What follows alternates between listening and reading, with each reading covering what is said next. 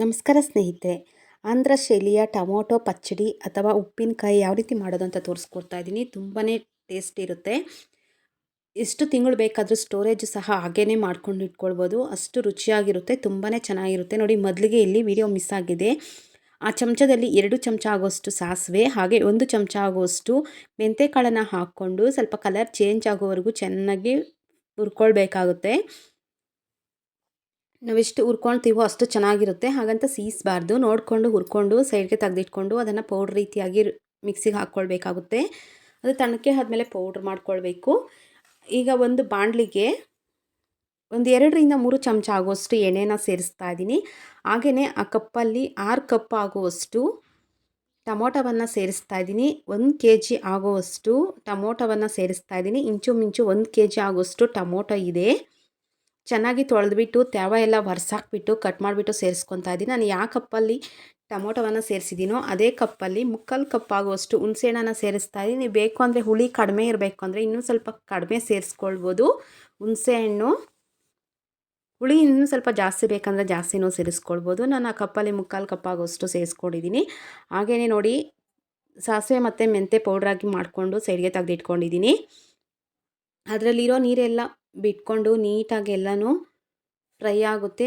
ಆ ರೀತಿಯಾಗಿ ಫ್ರೈ ಮಾಡ್ಕೊಳ್ಬೇಕು. ಗೊಜ್ಜು ರೀತಿಯಾಗಿ ಆಗಬೇಕು. ಆ ರೀತಿಯಾಗಿ ಚೆನ್ನಾಗಿ ಬೇಯಿಸ್ಕೊಳ್ಬೇಕಾಗುತ್ತೆ ಟೊಮೊಟೊ ಮತ್ತು ಹುಣಸೆಹಣ್ಣು. ಅದರಲ್ಲಿರೋ ನೀರಿನ ಅಂಶ ಎಲ್ಲ ಬಂದು ನೀಟಾಗಿ ಆ ರೀತಿಯಾಗಿ ಸಾಫ್ಟ್ ಆಗೋವರೆಗೂ ಚೆನ್ನಾಗಿ ಬೇಯಿಸ್ಕೊಳ್ಬೇಕು. ಒಂದು ಚೂರೂ ಸಹ ನೀರನ್ನು ಉಪಯೋಗಿಸ್ಬಾರ್ದು, ಕೆಟ್ಟೋಗ್ಬಿಡುತ್ತೆ. ಹಾಗೆಯೇ ಬೇಯಿಸ್ಕೊಳ್ಬೇಕು. ಒಂದು ಸ್ವಲ್ಪ ಎಣ್ಣೆನ ಹಾಕ್ಕೊಂಡು ಇದು ತಣ್ಣಕ್ಕೆ ಆಗಕ್ಕೆ ಅಂತ ಇಡ್ತಾ ಇದ್ದೀನಿ. ನೋಡಿ, ಸಾಫ್ಟಾಗಿ ಬೆಂದೋಗಿದೆ. ಈಗ ಕೆಳಗಡೆಗೆ ಇಳಿಸಿ ಚೆನ್ನಾಗಿ ಆರಿಸ್ಕೋಬೇಕು. ಬಿಸಿ ಇದ್ದಾಗ ಹಾಕಿದ್ರೆ ಟೊಮೊಟೊ ಅನ್ನೋದು ಎಗರುತ್ತೆ. ಅದರಿಂದ ತಣ್ಣಕ್ಕೆ ಆಗೋವರೆಗೂ ಹಾಗೇ ಬಿಡ್ತಾ ಇದ್ದೀನಿ. ತಣ್ಣಕ್ಕೆ ಆದಮೇಲೆ ಒಂದು ಜಾರಿಗೆ ಸೇರಿಸ್ಕೊಳ್ಬೇಕಾಗುತ್ತೆ. ನೋಡಿ, ತಣ್ಣಕ್ಕೆ ಬಿಸಿ ಎಲ್ಲ ಆರಿದೆ. ಈಗ ಒಂದು ಜಾರಿಗೆ ಸೇರಿಸ್ಕೊತಾ ಇದ್ದೀನಿ. ಎಲ್ಲನೂ ಅಷ್ಟೇ ಒಂದು ಜಾರಿಗೆ ಸೇರಿಸ್ಕೊತಾ ಇದ್ದೀನಿ. ಸುಮ್ಮನೆ ಉಗುರು ಬೆಚ್ಚಗೆ ಇದೆ ಅಷ್ಟೇ, ಜಾಸ್ತಿ ಬಿಸಿ ಇಲ್ಲ.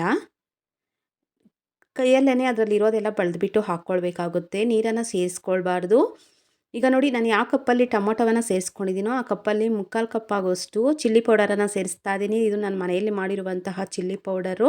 ಖಾರ ಜಾಸ್ತಿ ಇರುತ್ತೆ, ಅದರಿಂದ 3/4 ಕಪ್ ಆಗುವಷ್ಟು ಸೇರಿಸ್ತಾ ಇದ್ದೀನಿ. ಹಾಗೆಯೇ ಅದೇ ಕಪ್ಪಲ್ಲಿ 3/4 ಕಪ್ ಆಗುವಷ್ಟು ಉಪ್ಪನ್ನು ಸೇರಿಸ್ತಾ ಇದ್ದೀನಿ. ಹಾಗೆಯೇ 2 ಗಡ್ಡೆ ಆಗುವಷ್ಟು ಬೆಳ್ಳುಳ್ಳಿಯನ್ನು ಸೇರಿಸ್ತಾ ಇದ್ದೀನಿ. ಇಂಚು 1 kg ಆಗುವಷ್ಟು ಟೊಮೊಟೊ ಇದೆ.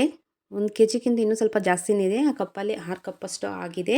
ಈಗ ನೋಡಿ, ನುಣ್ಣಕ್ಕೆ ಪೇಸ್ಟ್ ರೀತಿಯಾಗಿ ರುಬ್ಕೊಂಡು ಬಂದಿದ್ದೀನಿ. ನೀರೇನು ಹಾಕ್ಕೊಳ್ಬಾರ್ದು, ಹಾಗೆಯೇ ರುಬ್ಕೊಳ್ಬೇಕು. ಹಾಗೆಯೇ ಕೆಡೋದಿಲ್ಲ. ಸ್ವಲ್ಪ ದಿನ, ಎಷ್ಟು ದಿನ ಬೇಕಾದರೂ ಹಾಗೆಯೇ ಮಾಡ್ಕೊಂಡು ತಿನ್ಬೋದು. ಅನ್ನಕ್ಕೆ, ಚಪಾತಿಗೆ, ಇಲ್ಲ ಎಮರ್ಜೆನ್ಸಿಗೆ, ಮಕ್ಕಳಿಗೆ ಏನಾದರೂ ಬೆಳಗ್ಗೆ ಲಂಚ್ ಬಾಕ್ಸ್ಗೆ ಏನಾದರೂ ಮಾಡಬೇಕು ಅಂದಾಗ ಈ ರೀತಿ ಮಾಡಿಕೊಂಡು ಸ್ಟೋರೇಜ್ ಮಾಡಿಕೊಂಡ್ರೆ ಬೇಗನೂ ಮಾಡ್ಕೊಳ್ಬೋದು. ಈಗ 1 ಕಪ್ ಆಗುವಷ್ಟು ಎಣ್ಣೆಯನ್ನು ಸೇರಿಸ್ತಾ ಇದ್ದೀನಿ. ಅದೇ ಕಪ್ಪಲ್ಲಿ ಹಾಗೆಯೇ 1 ಚಮಚ ಆಗುವಷ್ಟು ಸಾಸಿವೆನ ಸೇರಿಸ್ತಾ ಇದ್ದೀನಿ.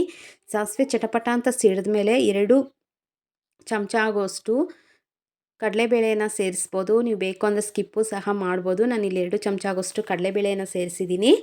ಕಡಲೆಬೇಳೆ ಎಲ್ಲ ಚೆನ್ನಾಗಿ ಫ್ರೈ ಮಾಡ್ಕೊಳ್ಬೇಕಾಗುತ್ತೆ, ಸ್ವಲ್ಪ ಕಲರ್ ಚೇಂಜ್ ಆಗೋವರೆಗೂ. ನೋಡಿ, ಚೇಂಜ್ ಆಗಿದೆ. ಖಾರ ಎಲ್ಲ ಹಾಕಿರ್ತೀವಿ, ಉಪ್ಪು ಖಾರ ಎಲ್ಲನೂ ಕರೆಕ್ಟಾಗಿ ಪರ್ಫೆಕ್ಟಾಗಿ ಆಗಿರುತ್ತೆ. ಈಗೇನು ಹಾಕೋ ಅವಶ್ಯಕತೆ ಇರೋದಿಲ್ಲ. ಹಾಗೆಯೇ 1-2 ಗಡ್ಡೆ ಆಗೋಷ್ಟು ಬೆಳ್ಳುಳ್ಳಿಯನ್ನು ಸಿಪ್ಪೆಲ್ಲ ಸುಲಿದ್ಬಿಟ್ಟು ಸೇರಿಸ್ಕೊತಾ ಇದ್ದೀನಿ.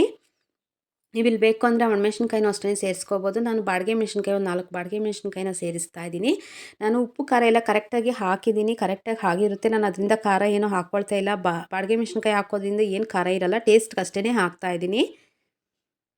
ಎಲ್ಲನೂ ಫ್ರೈ ಆದಮೇಲೆ ನಾವೇನು ರುಬ್ಕೊಂಡು ಸೈಡ್ಗೆ ತೆಗೆದಿಟ್ಕೊಂಡಿದ್ದೀನೋ ಅದನ್ನು ಇದಕ್ಕೆ ಸೇರಿಸ್ತಾ ಇದ್ದೀನಿ. ಟೊಮೊಟೊ ಪೇಸ್ಟನ್ನು ನೀಟಾಗಿ ಅದನ್ನು ಅಷ್ಟೇ ಕೈಯಲ್ಲೇ ಬಳ್ದ್ಬಿಟ್ಟು ಹಾಕ್ಕೊಳ್ಬೇಕು. ಜಾರಲ್ಲಿರುವಂಥದ್ದು ನೀರನ್ನು ಹಾಕಬಾರ್ದು. ಎಲ್ಲನೂ ಅಷ್ಟೇ ಕೈಯಲ್ಲೇ ಬಳ್ದು ಸೇರಿಸ್ಕೊತಾ ಇದ್ದೀನಿ ನೀಟಾಗಿ.